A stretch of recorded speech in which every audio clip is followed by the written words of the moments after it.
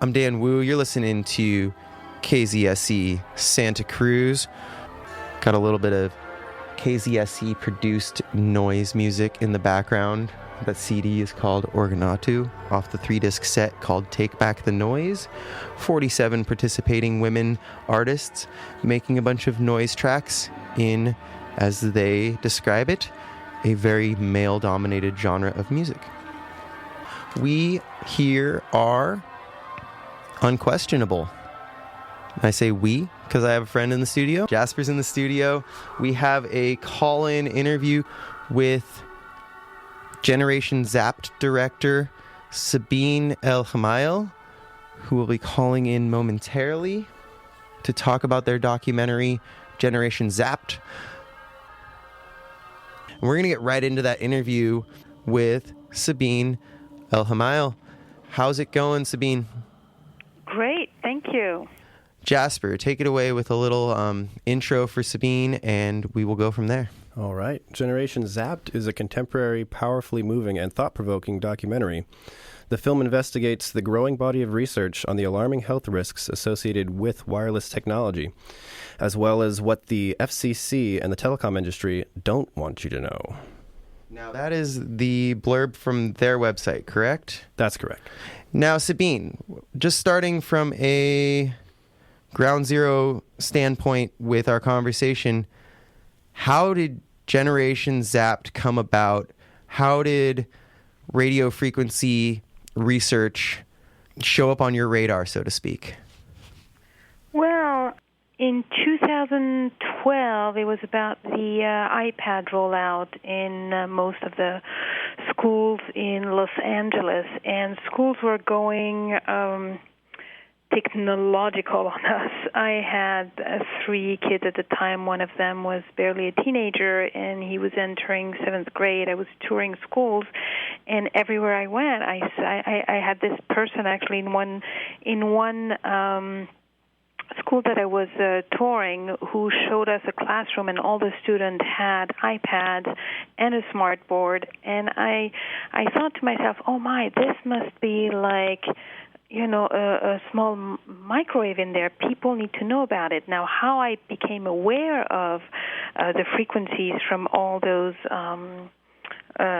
devices that we use is because I had a nerve block in my head, and every time my phone was ringing, I had this shooting pain in my head, and it lasted about 10 days, and somebody told me about that. And so that was my alarm to make sure I don't forget to call you. Sorry about that. No, that's great. It makes us feel cared about. And so somebody told me about that. I started researching it. I was very concerned about the screen time for my kids and about the content of their screen time. And then when I became aware of that, I became concerned about the source of their screen time. So when I saw this classroom, I was devastated. I was making some changes in my own life of not sleeping with my cell phone by my bedside,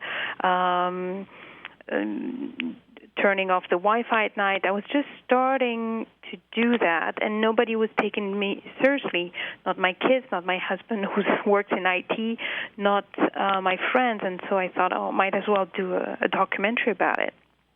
So that's how Awesome. It came about. So what I feel that Generation Zapped really portrays is maybe a more nuanced approach to the issue and presentation of research than what was on your GoFundMe page at first. The GoFundMe page is very much on the side of these are huge risks to people, and I feel like in the Generation Zapped thing, although the risks are there, it also highlights the lack of clarity in research. And would it be correct to say that as a starting point, you're not saying necessarily that cell phones create cancer and Wi-Fi technology is objectively damaging to people, but that you are maybe on the side of at least having more research into the issue, or where would you fall on that scope? Well, No. I think that cell phones are definitely dangerous. The thing is, in making a documentary, there's a fine line between making a documentary that's conspiracy theory driven, where you're going to die from using all your devices, and every technological company or telecom company or the government is bad and there to get you. So that's one part of the story, and I really wanted to get away from that because there are already some films that have that connotation. And unfortunately, those type of films, while they hold some truth, push people away. And so my goal was really to make a movie to the mainstream that was accessible to everyone, and that was solid in terms of research, and definitely research that shows the harmful effects of cell phones and Wi-Fi and all the cell phones around you. I don't know if you know, but the city of Brussels actually turned down the installation of 5G just recently. I think it was in April or May, which was a big deal. Like the capital of the European Union is actually refusing to implement this technology. So it tells you that on the basis that there is not enough research to prove that it's safe. There is research, over time. The Bioinitiative reports has over 1,800 pieces of research that show that there is harm. So there is definitely harm. The question is, why do some people get cancer and others don't? And I think that medically there is not enough research on all the broadband of cancers, whether it's breast cancer or brain cancer or brain tumor or blood cancer, of why do some people get it and some people don't. Does that make sense?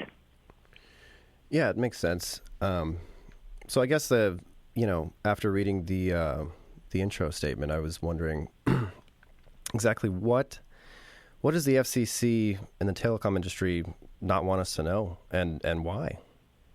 Well, for instance, they don't want you to know the levels that and that's clearly stated in the film. The levels that they have are like based 20 years ago. Now, 20 years ago, we didn't have Wi-Fi. Everyone didn't have cell phones, let alone smartphone that use cellular data and Wi-Fi.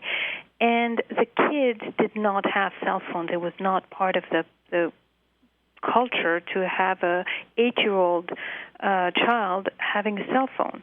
Now this has changed. That we all have, with social media, we're all glued to our phones, especially children at younger and younger age, and that's what has changed. But the standards have not changed.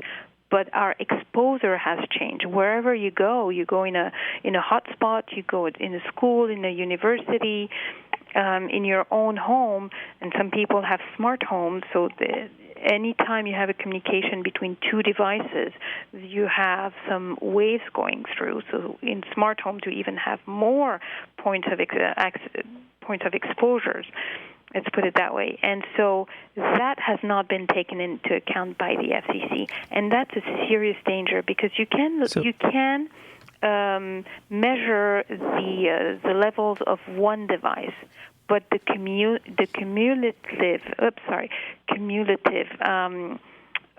exposure, it's almost impossible to measure. Now, if you're in a classroom and you have 30 students in a classroom and they all have their cell phones on, plus a laptop connecting to or an iPad or a Chromebook connecting to the smartphone, that's a lot of radiation. Now, nobody's really measuring that. And the FCC has they have standards that are completely outdated. Okay. Well, that's an interesting thing because you do bring up a very interesting point in the documentary about the fact that the FDA and the USDA and the EPA regulate health risks to both humans and animals in regard to things that we ingest physically.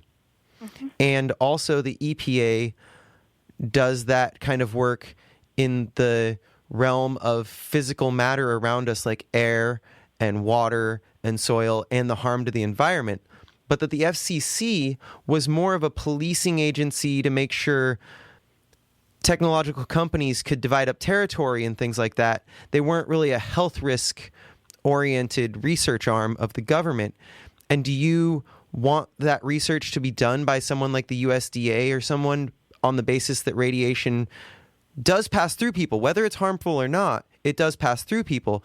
Do you want another agency to investigate that, or do you think the FCC could be capable of transforming at least partly into a health risk research arm of the government? What would you like to be done in that regard?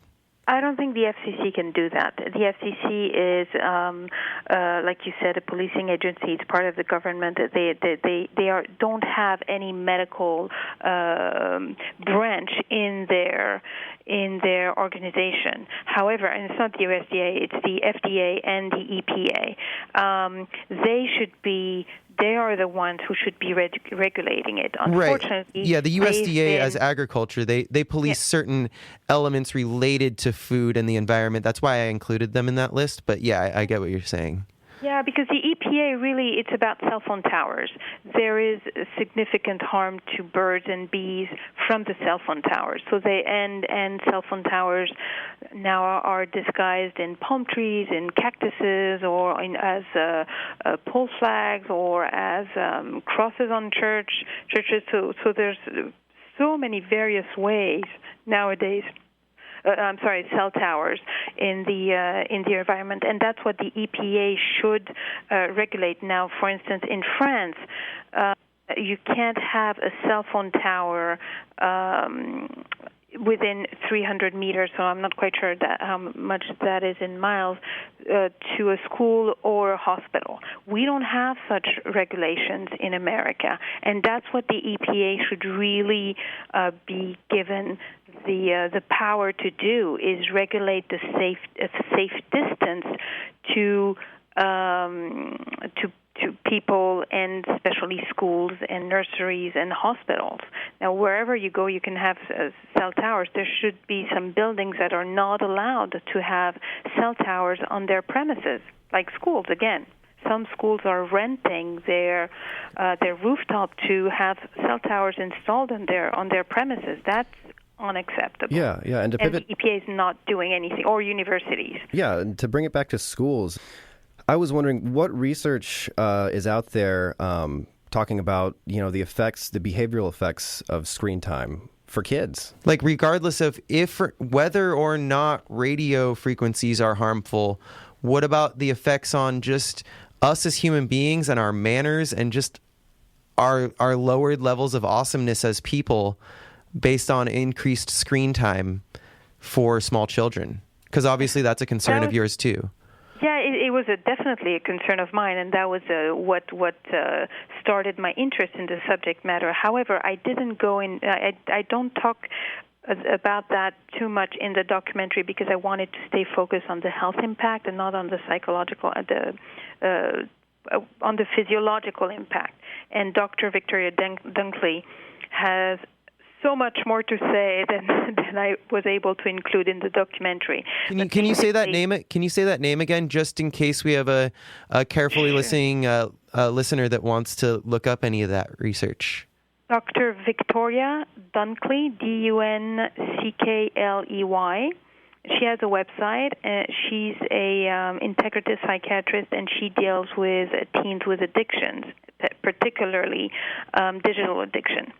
And she explains in the documentary how the frontal lobe of a teen's brain or children's brain is affected by the amount of screen time, and how they lose their ability to read facial expressions, or how or empathy, and that's also with others. That's also very interesting because, especially with really, really hard drugs that dominate your psychological abilities in all ways, like I'm thinking methamphetamine and heroin in particular, they've done studies where people lose the ability to recognize facial expressions on humans beyond disdain and disappointment and sadness. Like, those are the only ones that are registering because they see them so much, and they obviously, like, I know from experience with friends and myself at times, as being a lame person and partying too much, that I start to be negative, and then that actually does change your psyche. And so I'm wondering what they're finding as far as that goes, because I'll be honest, I'm actually more concerned about that element of wireless technology and digital technology and phones with visual displays that are very flashy, especially when I look at my niece, who's 2.5 years old and is the hugest pain when she doesn't want anyone to take her iPad away from her. And I'm like, oh my God, this is what humans are becoming. This is very, very, very scary. And actually, again, to come back to Dr. Victoria Dunkley, she actually has a digital detox plan for children, for families who want to get their children off the devices, and a wonderful book called Reset Your Child's Brain. And in that book, in Reset Your Child's Brain, that I'm sure you can find on my website, actually, under resources. You can say that website too again. I think she has a 14 days or 21 days digital detox plan for younger kids. That is very scary, because the way she explains it is that there is, and other experts, not only her, but that there is, it touches the part of the addictive part of the brain. I want to touch on that. I want to touch on that really quickly. There's an excellent article that I read a few weeks ago. Sorry, it's from February. I read a lot online, so I think I read it later than it was produced. But it's a New York Times article called How I Ditched My Phone and Unbroke My Brain. And it's by a technology reporter that accepts that they're not going to be able to remove themselves from the digital world.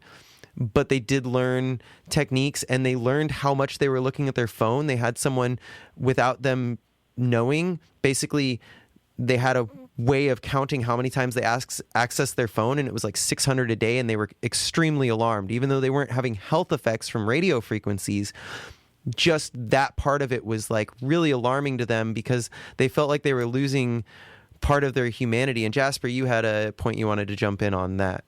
Oh, yeah. I have a lot of friends that have kids that are just at a loss for what to do on account of behavioral issues because of screen time. I mean, they have iPads in front of them the entire day. They're at school. They come home and want to play video games and basically need internet connection and an iPad to do their homework. And it's becoming increasingly hard for parents to understand and figure out, how am I gonna navigate these waters, Well, what I say is the first thing, you need to model it, and it's very hard. I know it for myself. I have now 3 teenagers, 18, 16, 14, and it's really hard to tell them not to go online. I've been having this conversation with them about what it means to have too much screen times, and I've done a pretty good job at my own expenses about putting their devices on airplane mode. My 14-year-old doesn't have a device yet, but the other two. And when I try to reach them, I can't, and they say, "But Mom, it's on airplane mode." So I'm like, "Yeah, I know," but then we agree to sometimes that they have to have their phones on if they go out, or that they're going to check in with me around it, just send me a text, tell me everything is okay, because I know I can't reach them because they're always on airplane mode. That's really interesting. So that's an interesting thing, and I do appreciate that your kids do, at least a couple of your kids do have devices. You're not promoting a primitivist platform where we just give up technology and civilization. You're trying to work within this. But on that note of your kids sending you a text message, this is something that kills me. As I'm just old enough, I grew up without cell phones around in the late 80s and early 90s.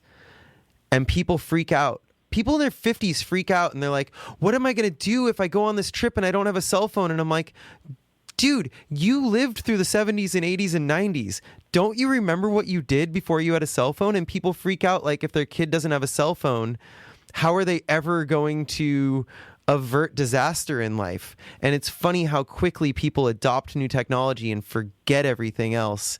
And how do you... Yeah, except we don't have any more payphones. We used to have payphones and not anymore. So that's another thing. Now my son is going off on a vacation. But there's landlines everywhere. I'm like, well... There's I need to landlines get a everywhere. text There's know where nice you are. people in the world. And I wonder how less resourceful we are now that we rely on our phones so much in that way. Well, just using the GPS in the car. We used to have. I mean, I'm old enough to have used the Thomas Guide when I first moved to Los Angeles over 25 years ago, and now, people don't know their street names. They rely solely on the GPS. It's very sad, and it affects your memory. You don't, your localization abilities. There's great stuff with technology. I'm not saying against it. I think that the issue is when and how to use it safely, so with the least radiation possible. So let's say not sleeping with it by your bedside. And then in terms of screen time and content, what do you spend all your time on? What do you spend all your time on social media, or what do you do with technology is educational, reading articles? There's so many different ways of using it, and unfortunately, what we're missing, in my opinion, is yet digital education, how to do a better use of technology. Right. Why? And we were talking about some friends of ours as early 30s people here. Jasper's just below that. I'm a little over that. And we were talking about some people that have dove into the digital world so hard that we don't even know who they are as people anymore. And they're in their 30s. And this is like an evolution of them, the internet being implemented publicly when we were junior high kids. And then now 20 years later, and people don't police their screen time and don't police their social media use on their own, and no one steps in and says, hey, this is unhealthy. And it's like literally morphed them as people, and their perspective on the world is not about the outside world that's real anymore. Well, and just to get on that, it's deviating from wireless radiations, but all the social media, the culture of the self, that narcissistic, the me, everybody's taking selfie and showing what they're doing and taking pictures of their foods and all the travels that they're doing. That's also very damaging, because it becomes a culture, a very self-centered culture. And I want to remind the listeners that we're speaking, I should have done this 5 minutes ago. We're speaking with Sabine El Gemayel, director of the new documentary Generation Zapped, which explores the risks and possible risks because of a lack of research in a lot of these areas into wireless technology, cell phones, PG&E smart meters they touch on at the end. Generation Zapped is that documentary. The director is Sabine El Gemayel. Do you think that you could stick with us for a few more minutes, Sabine? Or Sure. That's awesome. We're going to go on a quick break here, and we will be back in a moment. Here's a little bit more from Take Back the Noise. I'm going to have those actual track names and artists up on kzsc.org on our playlists and schedules tab that you can always check for any of our shows when I find it, because it has very fancy packaging, and I'm not sure where the track list is at the moment. So my apologies, but we'll be back in a minute with more Unquestionable and Sabine El Gemayel of Generation Zapped, the documentary.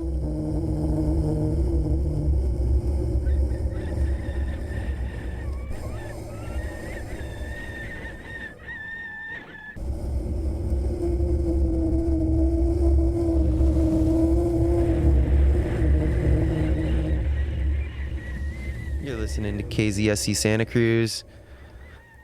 It's a little bit of Take Back the Noise in the background, KZSC produced noise album. Thank you to all those artists from the Take Back the Noise albums for the background music. We're going to get back to our interview with Generation Zapped director Sabine El Gemayel. And I want to ask you, Sabine, now about the other health risks that you guys point to as being the very least under-researched, and it's not just cancer, correct? Well, it's not, I want to correct the fact that it's under-researched. It's not under-researched. It's undercovered by journalists. There is research, and there is very valuable research. Just recently, there was the NTP research by the National Institute of Health. Last year, I believe, and sometime in the beginning of the year, the Wall Street Journal debugged the research when it was actually, it's a $25 million research. It's a very good research. And you have to understand that the telecom industry is one of the most powerful industries in with the fossil industry and such. I mean, it's that big. So, of course, they're not going to want this information to go out, the research. So, yes, there are other health risks. Now, some people are developing what's called electrosensitivity, and what that is they have headaches, insomnia, chronic fatigue, or nosebleeds, and they don't know where it's coming from. And a lot of times, they may be in an environment, whether it's at home or at work, that has too much. The levels are just too high, and they're being overexposed, and their body is reacting. So we're all reacting to some extent, but people have various ways of dealing with it. Another one is breast cancer. A lot of women are putting their cell phones in their bra when they're running, doing their jogging or sports or shopping, whatever, and that is really, really a big one that young girls need to stop doing. Okay. It's on the rise, but so frightening. Yeah. Another question I had for you was, is there evidence of telecom companies actually having sway and pull in organizations like, for instance, the National Cancer Institute? That I wouldn't know how to answer. I know they do with the media, with what's happening with the elections and everything. We can see that, some corporations it's not in their interest. One of the, sorry, I was going to go into the Netflix route, but I'm not going to go. I don't, it's a very tricky thing because my film talks about wireless radiation. All those streaming companies are streaming the films. Some people are hardwired, some are not. So it's been a difficult journey to distribute the film because of that.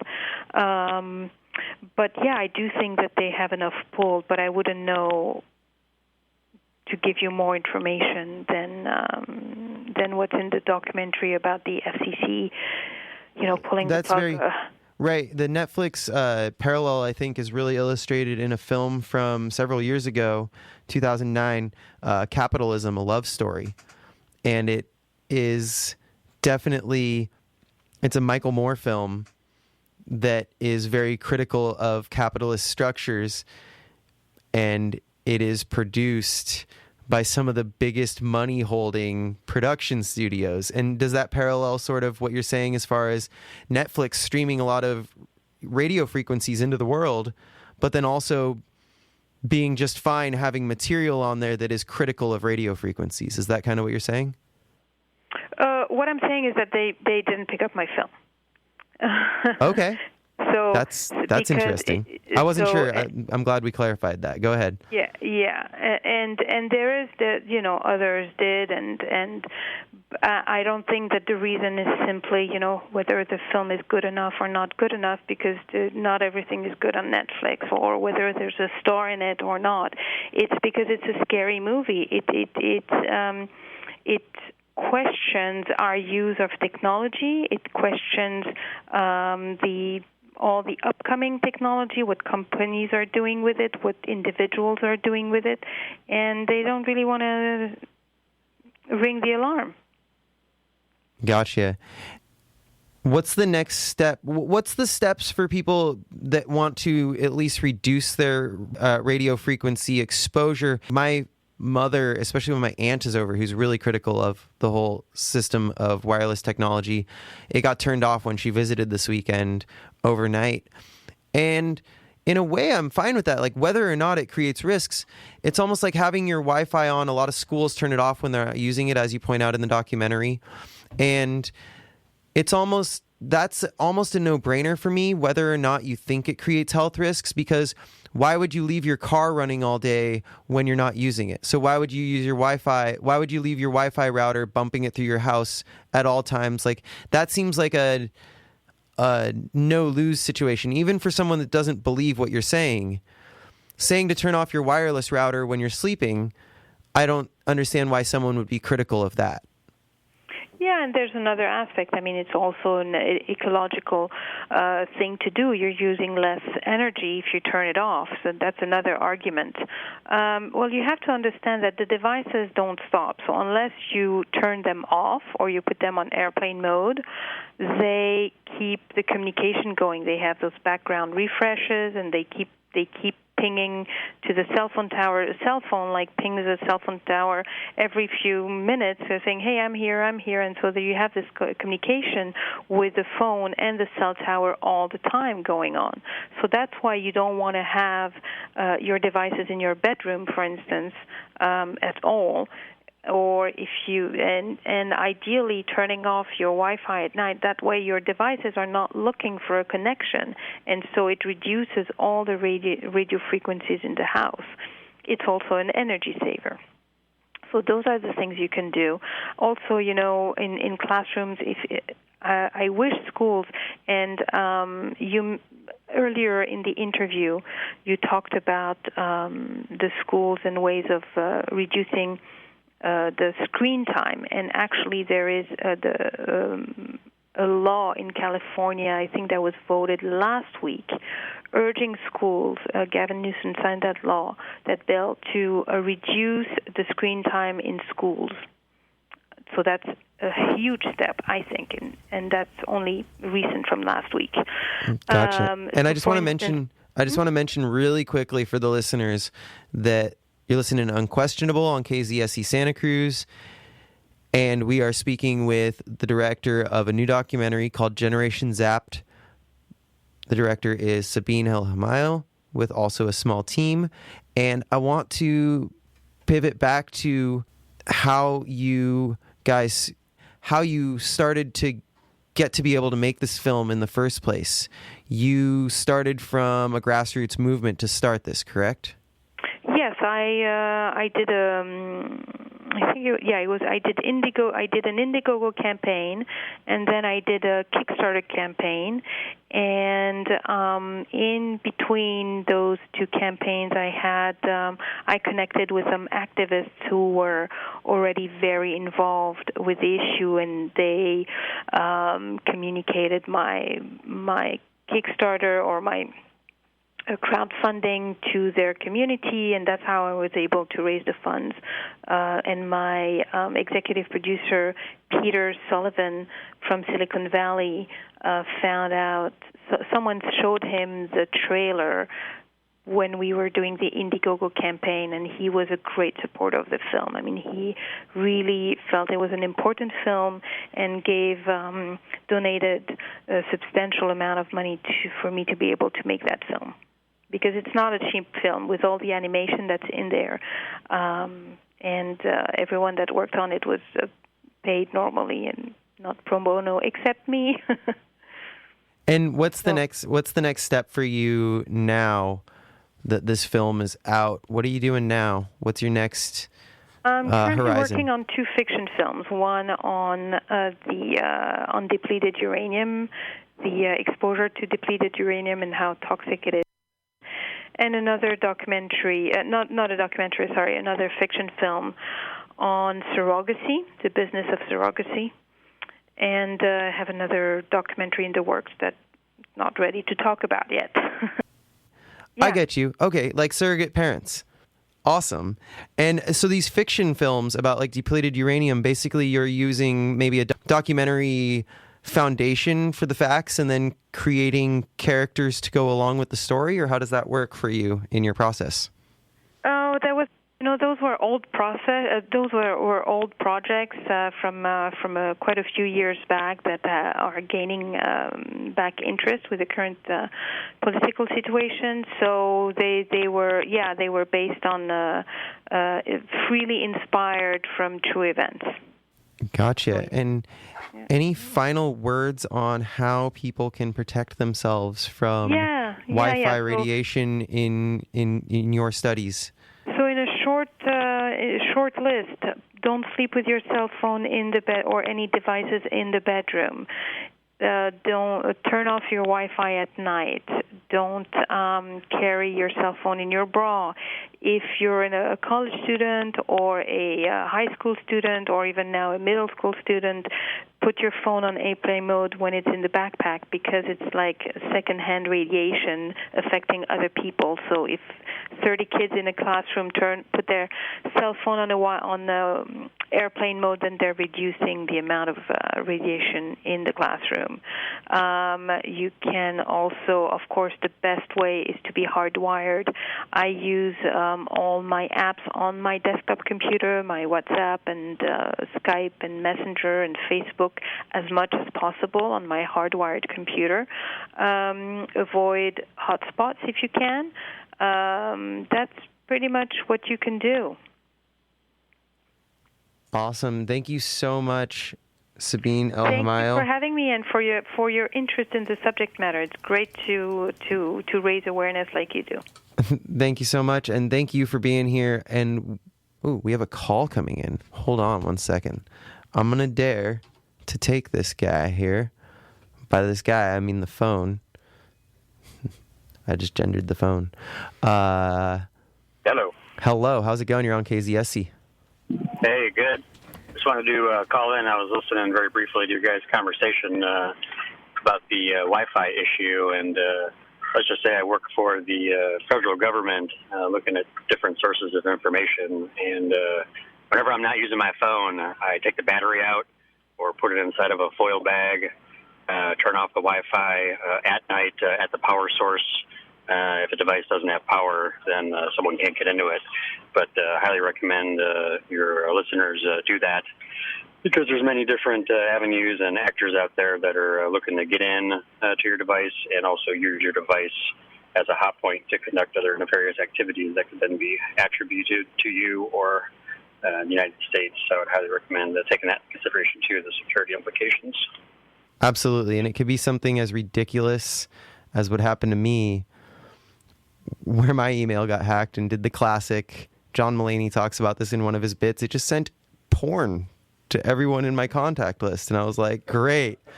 What kind of job contacts were in my contact list and who didn't tell me about this? Who got it from me and just like wrote me off and didn't tell me about it? So definitely be careful about your devices. Thank you so much for the call, man. Yeah, and thank you. We are closing out this episode of Unquestionable here, 459-4036 in the 831 area code. If you'd like to call or text in with your thoughts on our interview with Sabine El Gemayel, director of Generation Zapped.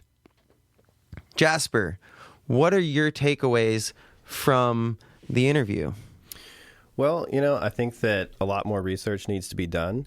I think that it's a pretty young technology. Also, too, when you go to, I will say in regards to cancer related to radio frequency waves, if you go to the National Cancer Institute's website, they have a number of studies on there published that you can read into about every angle of this. So it's definitely worth looking into more and, taking it upon yourself to, look at all sources of information. And I come from a more universal standpoint on this because I've been just reading about this a ton. In fact, I didn't know if this interview was going to happen. We re-prepped for this interview last minute because there was a mix-up with the crew and myself in an email. I was told this interview was on today. Then someone else picked it up and misunderstood, and they said, no, Sabine is booked today. And then it turned out that it was because she was booked with me. So it worked out, and that was super cool. But we threw this back together after thinking it was off. And I've just been researching so much of this. And I go back to the fact of yes, research things. Yes, look at health risks. Yes, why have your car or your cell phone running or your Wi-Fi running when you're not using it? That makes total sense. That's a no-brainer, whether or not it's a health risk or not. I definitely zeroed in on the part of the documentary that does say that there are people that they feel aren't sensitive to these things. Just like anything, there are people in the world that can breathe a bunch of coal smoke in and not get cancer. Good for them. I don't think we should have a bunch of coal smoke around all the time. And also, researching things before they're released can only go so far. If we had researched cars for a century, we would have realized that cars were going to do extreme damage to our environment. But as a species, we can only do so much of that before we release something and then realize the mistakes of it later and try and mitigate those and correct them in any way we can, or go to a new way of living if it's something completely outrageous that's just harmful. Correct. And it's important to really think about where society is headed when it comes to the use of technology and social media and phones. And, we don't know how we're going to evolve, but, we're evolving with these devices, and again, the long-term health effects and psychological effects are impossible to know. We can only speculate right now. Yeah, and on that note, a little love and prayers sent out to Andreas and Ryan, our friends that Hope you're doing good, guys. Have been possibly irreparably warped by social media to the point where like, wow. And so, yeah, I mean, whether it's wireless technology or just losing contact with reality through just diving into that social media network and never coming back out, I highly recommend anyone to read up even on some sci-fi stuff. I don't know how much I can say without it being an advertisement for books, but just even sci-fi stuff is sometimes more fun to read, but it's usually based in a lot of research and also like relatable experiences where people dive into social media so far that they extend that a century out and write a fiction novel about like what society is going to be, because I don't think it's often too far off from what we're living now. Yeah, absolutely. And so sometimes it can be a fun way to research those things. I won't give out any names. I got like 3 or 4 on my head, but we are a non-commercial educational radio station, so I'll let you decide which books fit into the well-researched sci-fi category to tell you what the world's going to be like in 10, 50, 100 years of social media, just as some people were writing about what the world was going to be like 100 years into having coal-burning factories and trains and cars back in the 1800s. So I'm going to close that out on that note. Sabine El Gemayel, the movie is Generation Zapped. It's a documentary. I found a full copy of it on YouTube. I'm sure there's a way to purchase it as well. That I am not Generation Zapped. You can look up their website as well, and all of that information is there. You can set up screenings if you'd like to. Got a little Do Make Say Think to close it out. We got Highly Questionable coming up, which is a reboot of my jazz punk hip hop show from midnight to 2 a.m. So it is a risky venture to do in the daytime. We're going to do it. We're going to have a mix of jazz, hip hop, and punk coming up for an hour at 1 o'clock on Highly Questionable. You're listening to KZSE Santa Cruz. Thank you so much. Here's a little Do Make Say Think with The Universe.